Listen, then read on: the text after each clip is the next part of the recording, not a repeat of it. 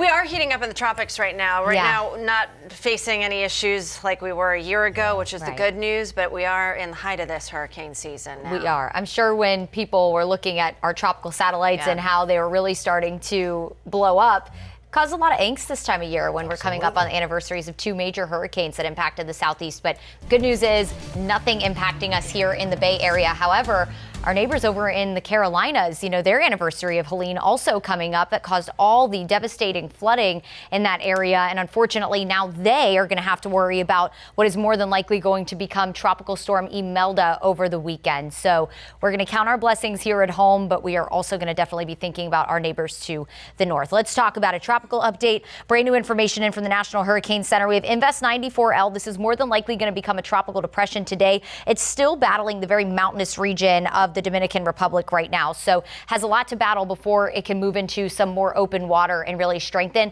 But we do also now have Hurricane Humberto, Category 1 storm. Here's the latest track, and this is the difference now. Expected to become a major Category 4 hurricane by next Monday, but notice still expected to stay out to sea. That is not going to impact us. What we are watching for is how far west will this shift?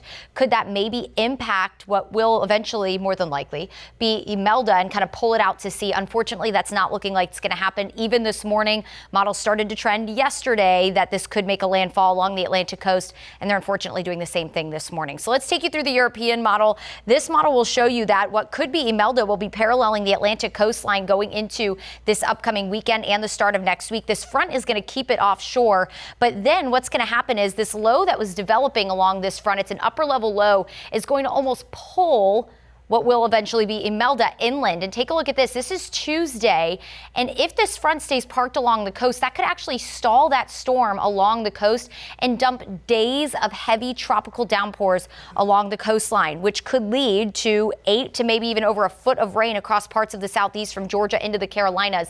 Not only that, we have this blocking high pressure system to the north that's going to keep this storm inland and not allow it to move back out to sea. So we're definitely going to be watching this very carefully. If you have friends and family in that area, make sure they're watching that forecast. Here at home, this is what to expect. About a 40% chance for showers and storms today, very similar to yesterday. But notice that rain chance goes up to 60 tomorrow before we trend drier Sunday all the way into the weekend. I know I have a lot of Bucks and Eagles fans in the building, not only here, but probably at home. The game forecast looking good. That front to our north right now, a few showers over in Citrus County, just north of Crystal River. It looks like a light shower now dissipating. It was over near Citronelle, but now mostly dry there. It is very muggy out there. Upper 70s to low 80s along the coast, low 70s, generally inland, a few mid 70s in the mix there. Heat index today will be the big story. It's going to feel more like the upper 90s between noon and about 6, 7 o'clock today. Through the day today, we'll stay dry through noon, but after lunchtime today, a few scattered storms could develop along the coast, Hillsborough, Pinellas County into Hernando County. Best chance for rain today will be inland. Scattered storms more likely between about 4 and 8 p.m. for our inland communities tonight. Heavy rain and gusty wind will be possible. You want to get out on the water today?